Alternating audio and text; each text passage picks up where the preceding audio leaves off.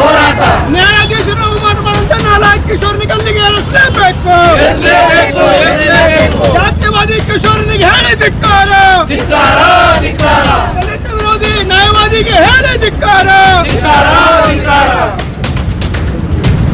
ಇವತ್ತು ಬಾಬಾ ಸಾಹೇಬ್ ಬರೆದಂತ ಸಂವಿಧಾನ ಬರೆದ ನಂತರ ನಾವು ರಾಜರಾಗಿದ್ದೀವಿ. ಆ ಸುಳಿ ಮಕ್ಕಳಿಗೆ ನೋಡಕ್ ಆಗ್ತಾ ಇಲ್ಲ. ನಮ್ಮ ಮನೆಯಲ್ಲಿ ಕೆಲಸ ಮಾಡ್ತಕ್ಕಂಥ ಆಳುಗಳು ಜೀತುಗಳು ಇವತ್ತು ನಮ್ಮ ಮುಂದೆ ಒಳ್ಳೆ ಬಟ್ಟೆಗಳು ಹಾಕೊಂಡು ತಿರುಗಾಡ್ತಾ ಇದ್ದಾರೆ, ಒಳ್ಳೆ ಎಜುಕೇಶನ್ ಪಡಿತಾ ಇದ್ದಾರೆ, ಒಳ್ಳೆ ಆಫೀಸರ್ ಆಗ್ತಾ ಇದ್ದಾರೆ, ಒಳ್ಳೆ ವಕೀಲ ಆಗ್ತಾ ಇದ್ದಾರೆ. ಇವತ್ತು ಸುಪ್ರೀಂ ಕೋರ್ಟ್ ನ್ಯಾಯಾಧೀಶರಾಗಿ ನಮ್ಮ ಮುಂದೆ ಕೂತಿರಲ್ಲ, ಅದು ಅವ್ರ ಕುಂಡಕ್ಕೆ ಬೆಂಕಿ ಬಿದ್ದಲ್ಲ.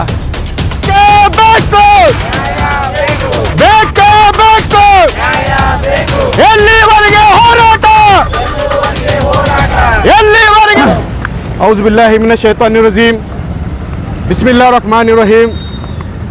ರಬ್ಬಿ ಇಶ್ರಹ್ ಲೀ ಸದ್ರಿ ವಯಸ್ಸರ್ ಲೀ ಅಮ್ರಿ ವಹಲುಲ್ ಉಕ್ದತಂ ಮಿನ್ ಲಿಸಾನಿ ಯಫ್ಕಹು ಕೌಲಿ. ನಮೋ ತಸ್ಸ ಭಗವತೋ ಅರ್ಹತೋ ಸಮ್ಮಾನ್ ಸಂಬುದ್ಧಸ್ಸ. ನಾವೀ ದೇಶದ ಜಾತಿವಾದಿಗಳ ಸೇವಕರಲ್ಲ, ನಾವೀ ದೇಶದ ಜಾತಿವಾದಿಗಳ ಸೇವಕರಲ್ಲ.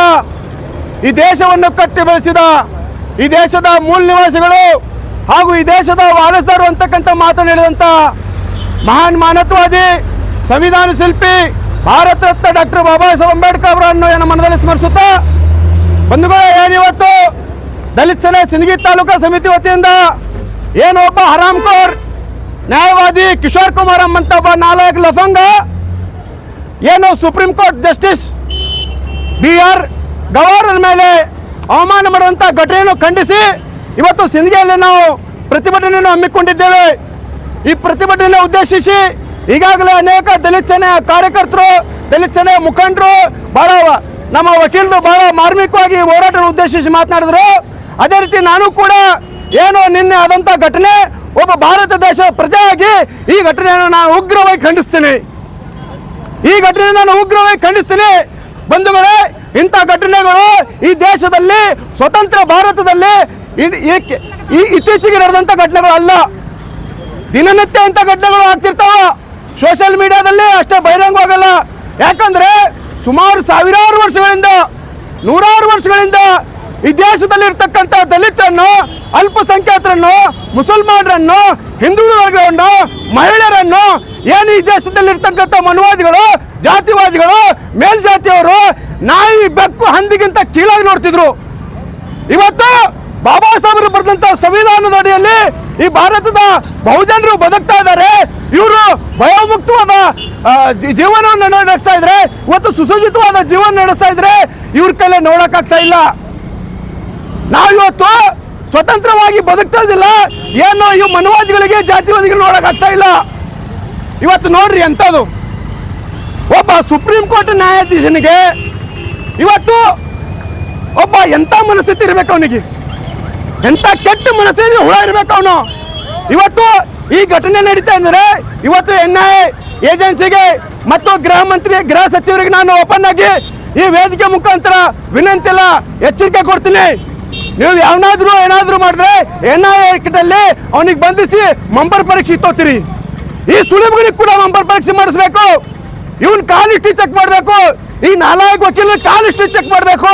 ಇವನ್ ಜೊತೆ ಯಾರು ಸಂಪರ್ಕ ಮಾಡ್ಯಾರ, ಎಷ್ಟು ದಿನದಿಂದ ಸಂಪರ್ಕ ಮಾಡ್ಯಾರ, ಇವ ಯಾರ ಜೊತೆ ಅದನ್ನ, ಯಾವ ಸಂಘಟನೆಗಳ ಸಂಪರ್ಕ ಅದನ್ನ, ಈ ಘಟನೆ ಮಾಡ್ಲಿಕ್ಕೆ ಯಾರು ಇವನಿಗೆ ಪ್ರಚೋದನೆ ಮಾಡ್ಯಾರ, ಯಾರು ಹುನ್ನಾರ ಇರ್ತಕ್ಕಂಥ ಇವತ್ತು ಕೇಂದ್ರ ಸರ್ಕಾರ, ಕೇಂದ್ರ ಸಚಿವರು ಕೂಲಂಕಷವಾಗಿ ಚರ್ಚೆ ಮಾಡಬೇಕು. ಇವತ್ತು ನಾವು ನಿನ್ನೆ ಮಾಧ್ಯಮದಲ್ಲಿ ನೋಡಿದೀವಿ ಇಂಥ ನಾಯಕನಿಗೆ. ಇವತ್ತು ನೋಡ್ರಿ, ನಾವು ಪಾಪ BR ಗವಾರ್ ಎಂತ ದೊಡ್ಡ ಮನಸ್ಸವ್ರದ್ದು. ಇವತ್ತು ನಾವು ಯಾರಾದ್ರೂ ಸರಿದುಕೊಂಡು ಅಂದ್ರೆ ಬಿಡಲ್ಲ, ಅವನಿಗೆ ಹೊಡಿತೀವಿ, ಬಡಿತೀವಿ, ಕಡಿತೀವಿ. ಇವತ್ತು ಇವ್ರು BR ಗವಾರ್ದ ಮನಸ್ಸು ಎಂತ ಅಂದ್ರೆ, ಆತ ಅಷ್ಟು ದೊಡ್ಡ ಇನ್ಸಿಡೆಂಟ್ ಮಾಡ್ದ. ಹೇಳ್ತಾರೆ ಅವರು, ಡೋಂಟ್ ವೆರಿ, ಟೆನ್ಷನ್ ತಗೋಬೇಡ್ರಿ, ಇದೇನು ಭಾಳ ನನಗ ಇನ್ಸಿಡೆಂಟ್ ಅಲ್ಲ, ನಾನು ಸಣ್ಣವಿರ್ಲಿಕ್ಕಾಗಿ ಇಂಥ ಇದಕ್ಕಿಂತ ದೊಡ್ಡ ದೊಡ್ಡ ಅವಮಾನಗಳು ಸಹಿಸಿದ್ದೀನಿ. ಈ ಅವಮಾನ ಮುಂದೆ ಏನೂ ಇಲ್ಲ ಅಂತ ಹೇಳ್ತಾರ. ಜೊತೆಗೆ ಅವನಿಗೆ ಜಾಮೀನು ಮಾಡ್ಲಿಕ್ಕೆ ಅವಕಾಶ ಕೊಡ್ತಾರ. ಆ ಸ್ವಯಂ ಜಾಮೀನು ಆಗ್ತೈತಿ. ಅದಕ್ಕೇನೈತಿ, ಇವತ್ತು ಸರ್ಕಾರ, ಗೃಹ ಸಚಿವರು ಇವೆಲ್ಲ ಮಂಬರ್ ಪರೀಕ್ಷೆ ಮಾಡೋದ್ರ ಜೊತೆಗೆ ಅವನಿಗೆ ಕಠಿಣ ಶಿಕ್ಷೆ ಕೊಡಬೇಕು, ಕಾನೂನು ರೀತಿಯಿಂದ ಕಠಿಣ ಶಿಕ್ಷೆ ಕೊಡಬೇಕು ಮತ್ತು ಭಾರತ ದೇಶದಿಂದ ಗಡೀಪಾರು ಮಾಡಬೇಕು. ಈ ಕೆಲಸ ಆಗಲಿಲ್ಲ ಅಂದ್ರೆ ಇವತ್ತು ಕೇವಲ ದಲಿತರ ಸಿಂದಗಿಯಲ್ಲಿ ಮಾಡೋ ಹೋರಾಟ ಇಡೀ ಮುಂಬರ್ತಕ್ಕ ದಿನಗಳಲ್ಲಿ ಇಡೀ ಭಾರತದಲ್ಲಿ ನಾವು ಭಾರತ್ ಬಂದ್ ಕರೆ ಕೊಡ್ತೀವಿ ದಲಿತ ಸೇನೆ ವತಿಯಿಂದ. ಬಂಧುಗಳೇ, ಇವತ್ತು ಭಾರತ ದೇಶದಲ್ಲಿ ಇರ್ತಕ್ಕಂಥ ದಲಿತರು, ಮುಸಲ್ಮಾನರು, ಬಹುಜನರು ನಾವು ಎಚ್ಚರಾಗಬೇಕು. ನಾನು ನಿದ್ದೆಯಲ್ಲಿ ಮಲಗ್ತಾ ಇದ್ದೀವಿ, ನಾವು ಗಾಢ ನಿದ್ದೆಯಲ್ಲಿ ಮಲಗಿದ್ದೇವೆ. ಏನು ಮನವಾದಿಗಳಿಗೆ, ಜಾತಿವಾದಿಗಳಿಗೂ ಗೊತ್ತೈತಿ ಈ ದೇಶದಲ್ಲಿ ಇರ್ತಕ್ಕಂಥ ದಲಿತರು ಮತ್ತು ಮುಸಲ್ಮಾನರು ಒಂದೇ ನಾನದ ಎರಡು ಮುಖಗಳು, ಈ ದೇಶದ ಮೂಲ ನಿವಾಸಿಗಳು ಅಂತ. ದುರಂತ ನಮಗೆ ಗೊತ್ತಿಲ್ಲ. ಇವತ್ತು ನಮ್ಮ ಮೇಲೆ ಹಲ್ಲೆಗಳು, ದಿನನಿತ್ಯ ಹಲ್ಲೆಗಳು ಆಗ್ತಾವ. ಭಾಷೆ ಹೆಸರ ಮೇಲೆ ಹಲ್ಲೆಗಳು, ವೇಷದ ಹೆಸರ ಮೇಲೆ ಹಲ್ಲೆಗಳು, ಮತ್ತು ಧರ್ಮದ ಹೆಸರ ಮೇಲೆ ಹಲ್ಲೆಗಳು, ದಿನನಿತ್ಯ ವಿಚಿತ್ರ ಘಟನೆಗಳು ಆಗ್ತಾವ. ಏಕ್ ಕೋಣಿಕೆ ಕರೆಯಲೇಬೇ ಅವನು ವहाँ लोग बहुत तत्ते उनके उन्होंने करी चुप करना. ಈ ದೇಶದ ಇತಿಹಾಸ ಗೊತ್ತಿಲ್ಲ ನಮಗ. ಬಾಬಾ ಸಾಹೇಬ್ ಅಂಬೇಡ್ಕರ್ ಒಂದ್ ಕಡೆ ಒಂದು ಮಾತನ್ನ ಹೇಳ್ತಾರ, ಇತಿಹಾಸವನ್ನು ಮರ್ತವರು ಇತಿಹಾಸವನ್ನು ಸೃಷ್ಟಿಸಲಾರರು.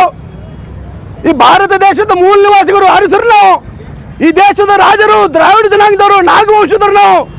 ಆದ್ರೆ ಇವತ್ತು ಏನು ಮೇಲ್ಜಾತಿಯವರು ಬಂದು ಭಾರತ ದೇಶದಲ್ಲಿ ಜಾತಿ ವ್ಯವಸ್ಥೆ, ಚಾತುರ್ಣ ಪದ್ಧತಿ ತಂದು ನಮ್ಮನ್ನು ಗುಲಾಮರನ್ನಾಗಿ ಮಾಡಿದ್ರು. ಆ ಗುಲಾಮಗಿರಿಯಿಂದ ಇವತ್ತು ಬಾಬಾ ಸಾಹೇಬ್ ಬರೆದಂತ ಸಂವಿಧಾನ ಬರೆದ ನಂತರ ನಾವು ರಾಜರಾಗಿದ್ದೀವಿ. ಆ ಸುಳಿ ಮಕ್ಕಳಿಗೆ ನೋಡೋಕ್ಕಾಗ್ತಾ ಇಲ್ಲ. ನಮ್ಮ ಮನೆಯಲ್ಲಿ ಕೆಲಸ ಮಾಡ್ತಕ್ಕಂಥ ಆಳುಗಳು, ಜೀತಗಳು ಇವತ್ತು ನಮ್ಮ ಮುಂದೆ ಒಳ್ಳೆ ಬಟ್ಟೆಗಳು ಹಾಕೊಂಡು ತಿರುಗಾಡ್ತಾ ಇದ್ದಾರೆ, ಒಳ್ಳೆ ಎಜುಕೇಶನ್ ಪಡಿತಾ ಇದ್ದಾರೆ, ಒಳ್ಳೆ ಆಫೀಸರ್ ಆಗ್ತಾ ಇದ್ದಾರೆ, ಒಳ್ಳೆ ವಕೀಲ ಆಗ್ತಾ ಇದ್ದಾರೆ. ಇವತ್ತು ಸುಪ್ರೀಂ ಕೋರ್ಟ್ ನ್ಯಾಯಾಧೀಶರಾಗಿ ನಮ್ಮ ಮುಂದೆ ಕೂತಿರಲ್ಲ, ಅದು ಅವ್ರ ಕುಂಡಕ್ಕೆ ಬೆಂಕಿ ಬಿದ್ದದ. ಈ ದೇಶದ ಒಬ್ಬ ಬಡ ದಲಿತ, ಈ ದೇಶದ ಮೂಲ ನಿವಾಸಿ, ರಾಷ್ಟ್ರದ ಸುಪ್ರೀಂ ಕೋರ್ಟ್ ಏನು ನ್ಯಾಯಾಧೀಶನ ಕುರ್ಚಿ ಮೇಲೆ ಕೂತಲ್ಲ, ಇವರಿಗೆ ಮೆಣಸಿನಕಾಯಿ ಇಟ್ಟಂಗಾಗ್ಯದ. ಇವತ್ತು ಮಾನ್ಯ ಅಮಿತ್ ಶಾ ಅವರೇ, ನೀವು ಕೂಡ ಸನಾತನ ಧರ್ಮದಲ್ಲಿ ಬರ್ತೀರಿ, ನೀವು OBC ಕಾಸ್ಟ್ನವ್ರು ಇದ್ದೀರಿ, ನಿಮಗೆ ಗೊತ್ತಿಲ್ಲ, ನೀವು ಮೈಂಡ್ ಬ್ಲಾಕ್ ಮಾಡಿಬಿಟ್ರ, ನಿಮ್ಮ ಮೈಂಡ್ಗೆ ಚಾವಿ ಹಾಕ್ಬಿಟ್ರ, ನೀವು ಏನೈತಿ ಅಪ್ಪರ್ ಕಾಸ್ಟ್ ಬ್ರಾಹ್ಮಣರು ಅಂತ ನೀವು ವರ್ತನೆ ಮಾಡ್ತಾ ಇದ್ರಿ. ಮನೆ ನೀವು ಕೂಡ ಸದನದಲ್ಲಿ ಏನು ಹೇಳ್ತೀರಿ?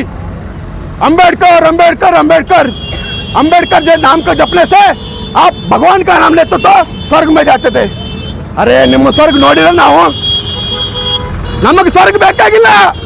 ನಮಗೆ ಬಾಬಾ ಸಾಹೇಬ್ ಅಂಬೇಡ್ಕರ್ ಭೂಲೋಕದಲ್ಲಿ ಸ್ವರ್ಗ ಕೊಟ್ರ, ಭೂಲೋಕದಲ್ಲಿ ನಮಗೆ ಬಾಬಾ ಸಾಹೇಬ್ ಅಂಬೇಡ್ಕರ್ ಸ್ವರ್ಗ ಕೊಟ್ರ.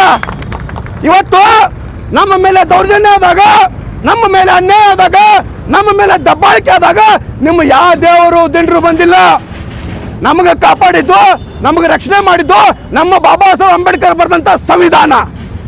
ಹಾಗಾಗಿ ಬಂಧುಗಳೇ, ನಾನು ಮಾನ್ಯ ಕೇಂದ್ರ ಸರ್ಕಾರ, ನರೇಂದ್ರ ಮೋದಿ, ಅಮಿತ್ ಶಾ ಹಾಗೂ NI ಏಜೆನ್ಸಿಯವರಿಗೆ ಮತ್ತೊಮ್ಮೆ ಈ ಹೋರಾಟದ ಮೂಲಕ ವಿನಂತಿ ಮಾಡ್ತೀನಿ, ಈ ಪ್ರಕರಣವನ್ನು ತಾವು ಸೂಕ್ಷ್ಮವಾಗಿ ತನಿಖೆ ಮಾಡಬೇಕು.